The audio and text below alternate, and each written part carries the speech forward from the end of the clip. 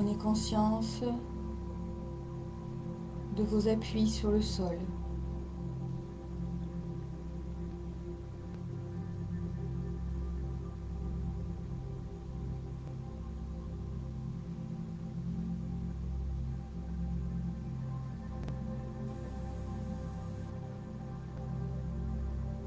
Prenez conscience de la rectitude de votre dos.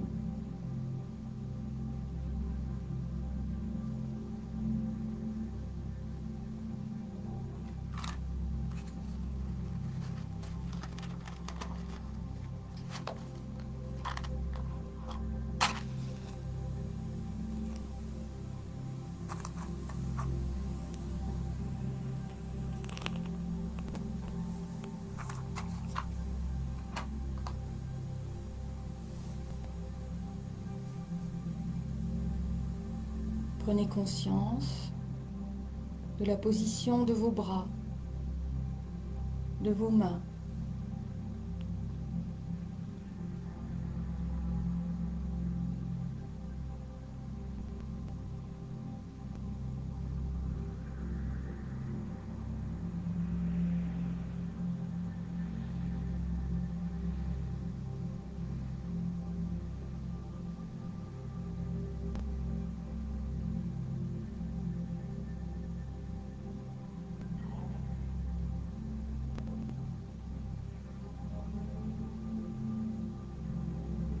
Prenez conscience des tensions dans le corps,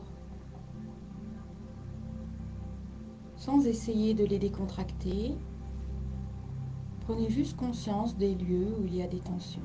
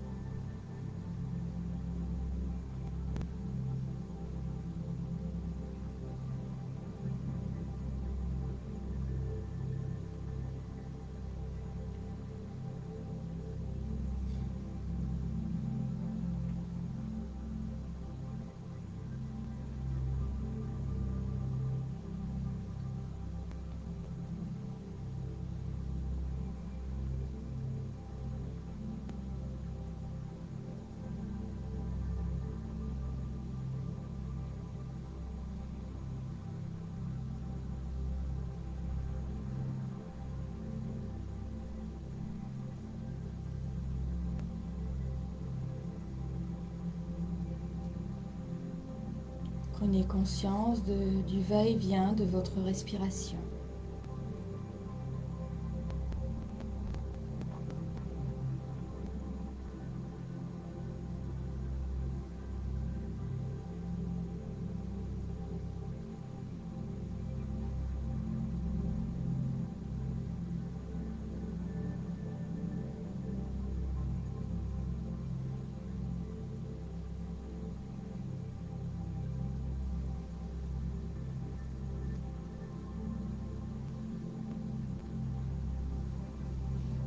Sentez l'expiration qui s'opère dans l'espace à la fin, quand elle se termine.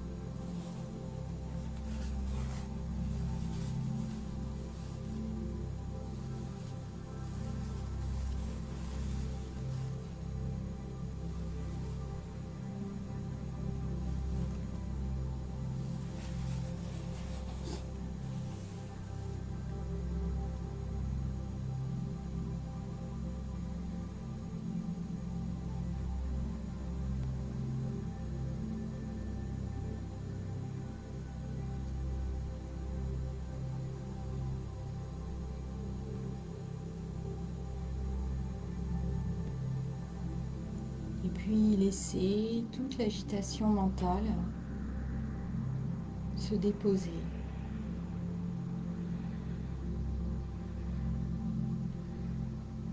se évaporer, se dissoudre, à mesure que l'immobilité apparente de votre corps gagne votre esprit.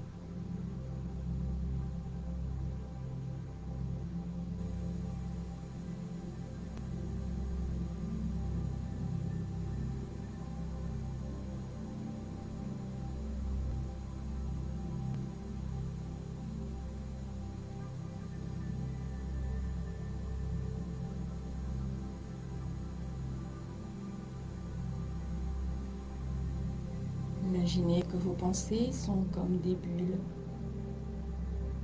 que vous créez en soufflant à travers les petits jouets qui font les bulles. Elles voguent un instant dans l'espace et puis elles claquent et disparaissent.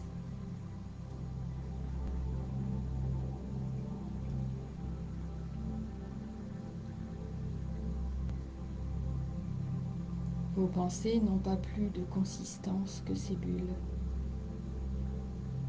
Elles en ont même moins.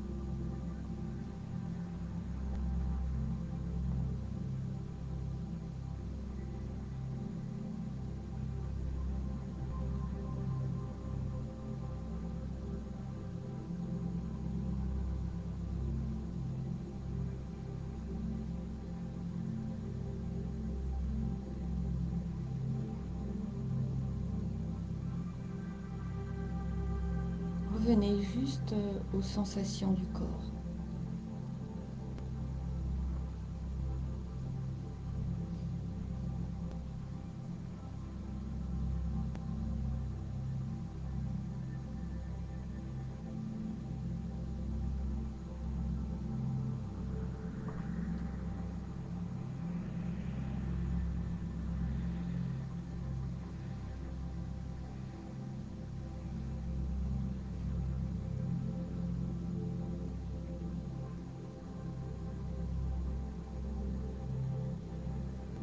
sensation du corps, c'est toutes nos perceptions. La lumière à travers vos paupières.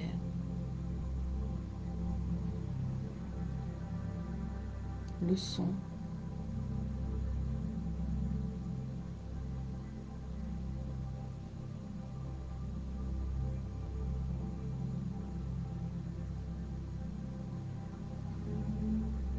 Tout aussi impalpable que la lumière.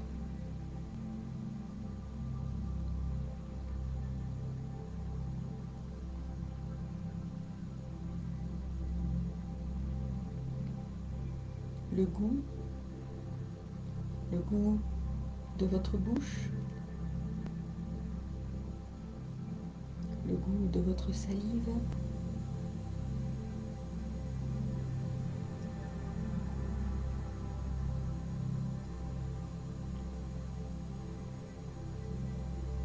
pourquoi pas le goût de votre peau.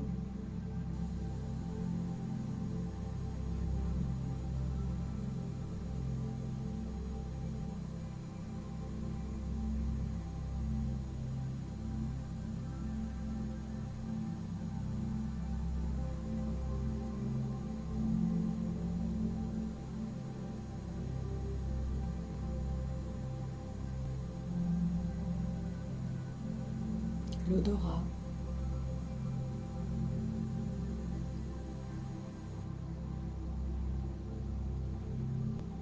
L'odeur de l'air que vous inspirez.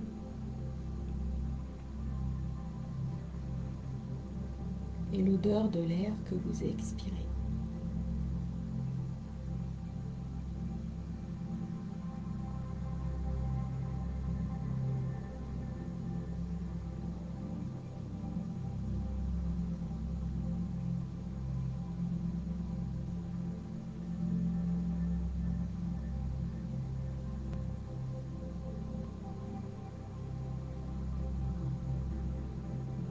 Et puis tous les récepteurs différents qui nous donnent la sensation de notre propre corps.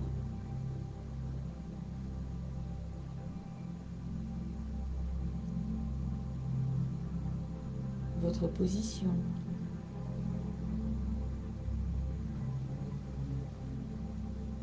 Les endroits douloureux.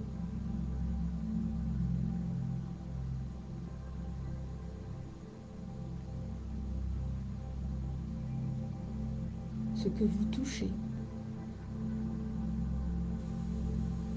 Le tissu des vêtements.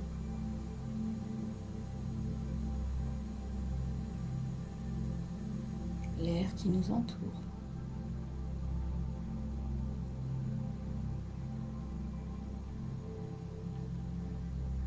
Votre peau.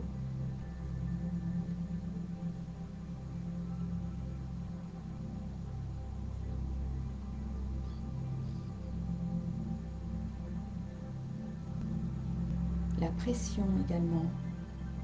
La pression exercée sur vos jambes par la position antérieure. Les endroits où on s'appuie. Le bassin. Les chevilles.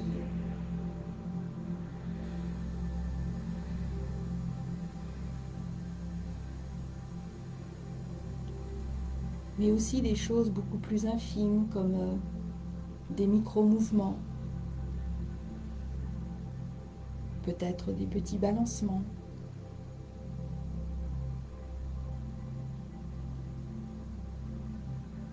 des fourmillements ou des picotements.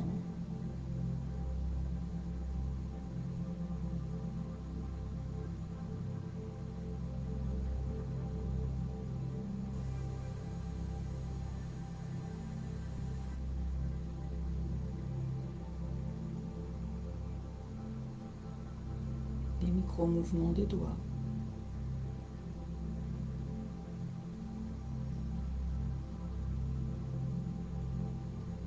Et puis encore plus finement, peut-être la sensation de votre cœur qui bat.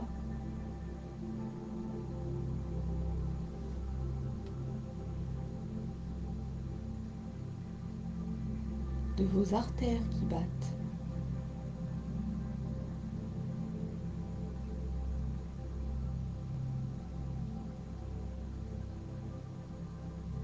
Comme une vibration sous la peau.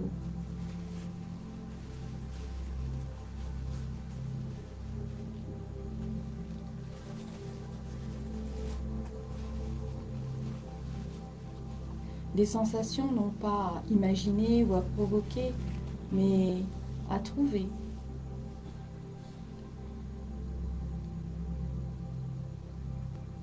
À ressentir.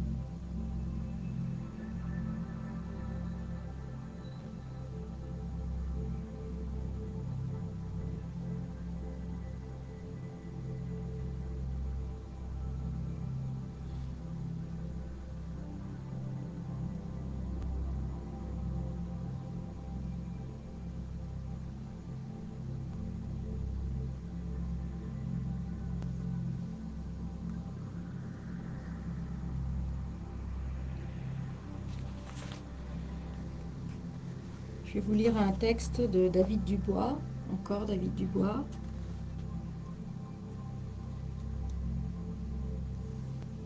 Sur le tantra. Vous savez que c'est la voie que je découvre depuis quelques années, dans laquelle je me sens de mieux en mieux. Je me retrouve.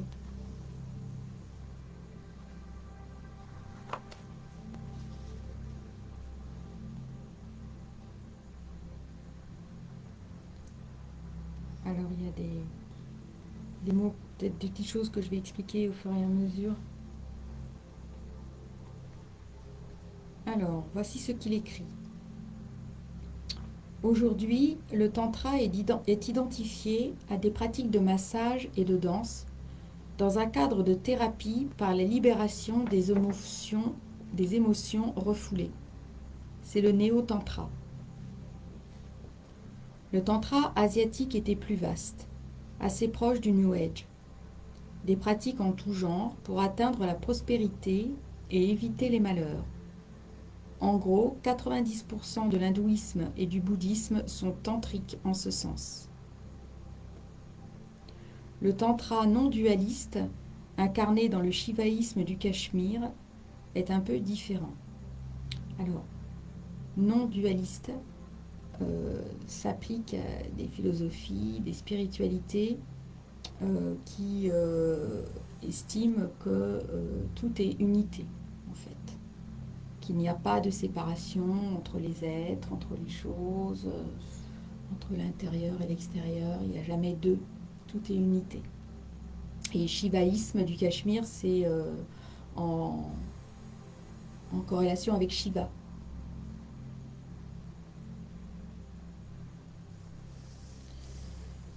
Donc je répète, le tantra non dualiste, incarné dans le shivaïsme du Cachemire, est un peu différent.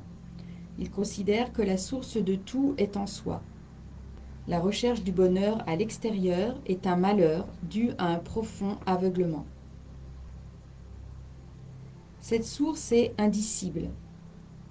C'est-à-dire qu'il n'y a pas de mots pour la décrire, mais elle est évidente pour tous en tant que conscience et vie manifestée dans ses pouvoirs de perception et de création.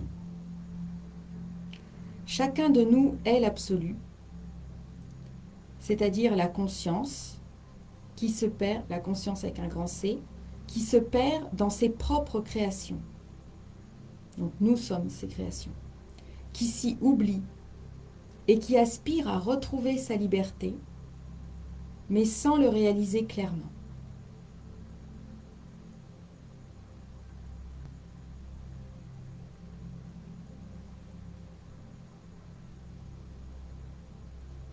Qui aspire à retrouver sa liberté, mais sans le réaliser clairement. Ça, c'est cette espèce d'intuition, de quelque chose qu'on a du mal à définir, à mettre des mots dessus, mais qui nous fait rechercher autre chose, parce qu'on se dit, il y a autre chose que cette vie autour de nous, que la vie que je mène, il y a quelque chose, je ne sais pas ce que c'est, mais je suis aspirée à trouver autre chose, quelque chose de plus grand. Le tantra non-duel propose une pédagogie précise pour reconnaître en soi la conscience absolue qui est tout en tous. Cette réalisation bouleversante s'exprime dans des phrases du genre « Je suis tout ». Comme les vagues dans l'océan, tout émane de moi. Je suis omniscient et omnipotent. C'est-à-dire, je sais tout et je peux tout.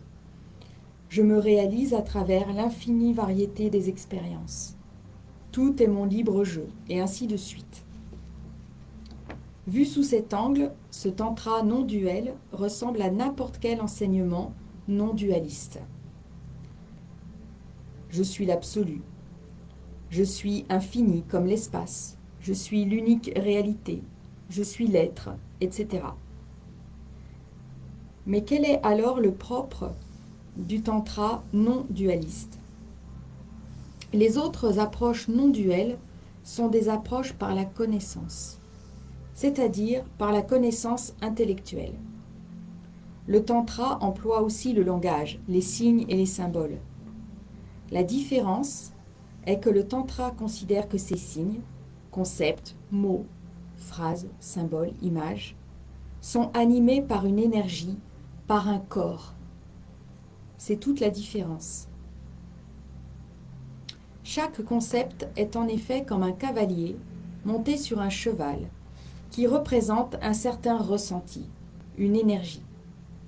Cette énergie est désignée par un mot célèbre, prana, l'énergie vitale, le souffle, aussi défini comme sensation intérieure, pour indiquer qu'il ne s'agit pas seulement d'énergie au sens général, mais bien des sensations intérieures, subjectives, chaud, froid, lourd, léger, tendu, détendu, opaque, transparent, mobile, immobile, plaisir, douleur, et ainsi de suite.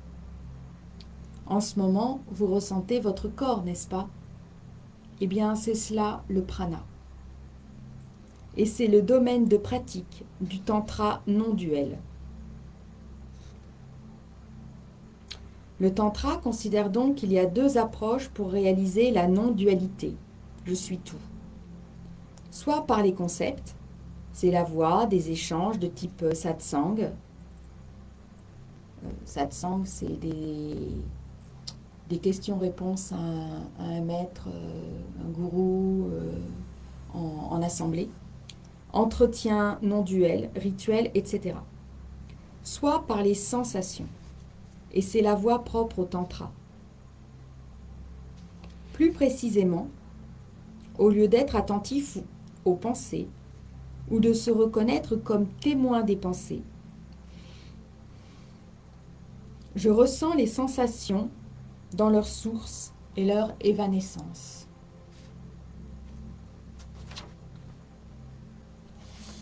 En leur source, c'est-à-dire d'où elles proviennent, et leur évanescence, c'est-à-dire leur caractère, comme les bulles qui disparaissent. Toute sensation est en son fond sensation infinie de l'être sans limite.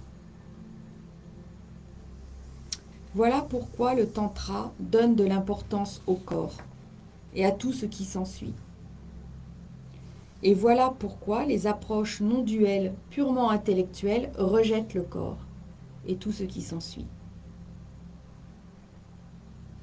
Dans le tantra, au lieu de seulement observer les pensées, on plonge au cœur dans le ressenti sous-jacent aux pensées.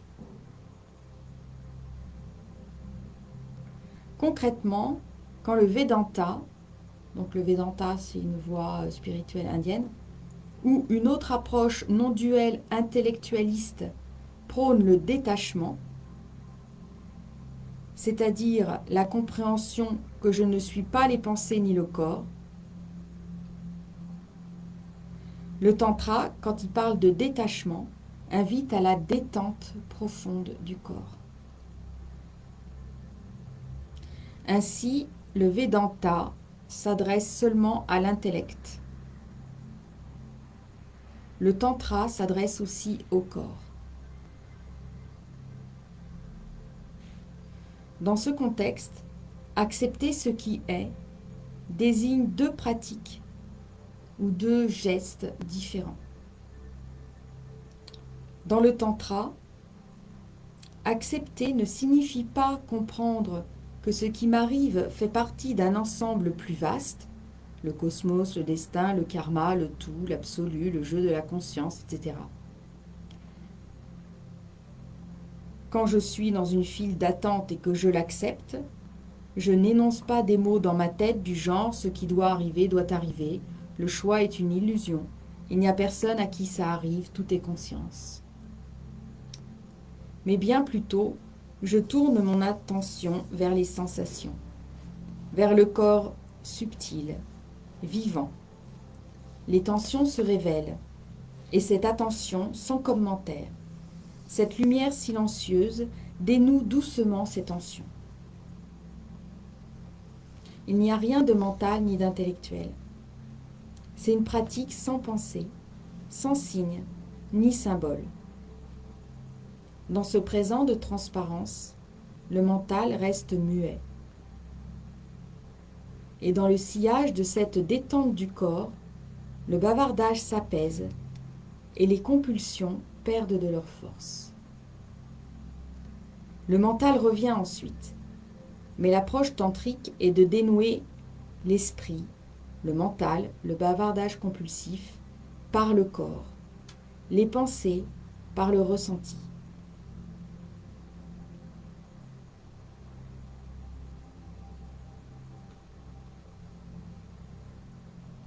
Bien sûr, il y a aussi un cadre intellectuel dans le tantra non duel, et l'on exprime son ressenti par des mots ou des images.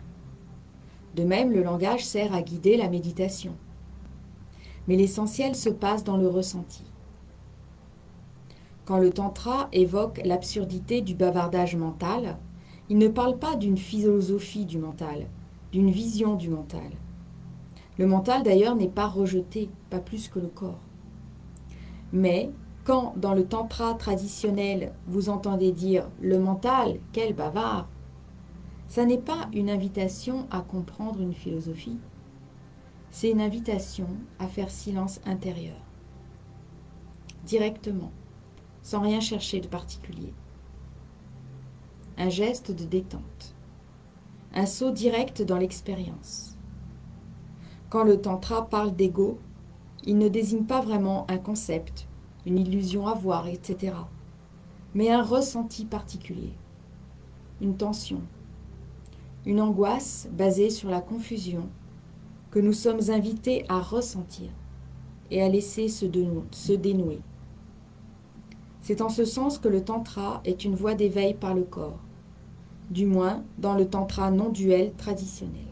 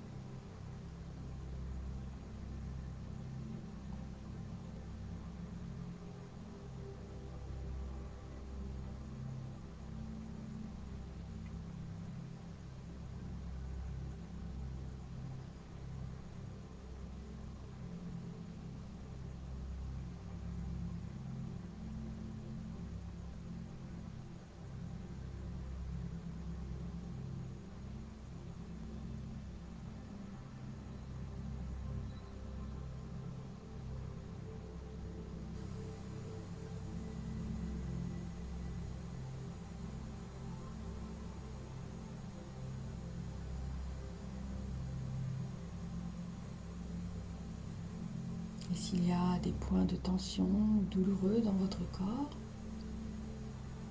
eh bien je vous invite à bouger, à changer de position et à être dans le ressenti du moment immédiat suivant la cessation de la douleur, de la gêne.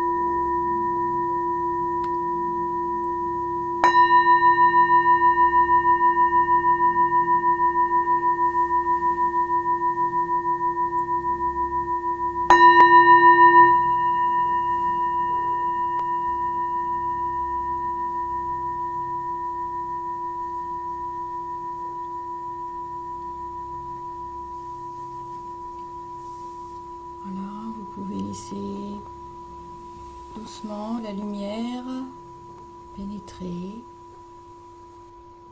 entrouvrir les yeux,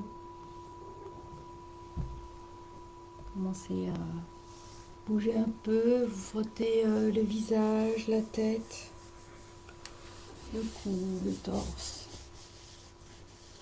le dos, les jambes, vous dépliez.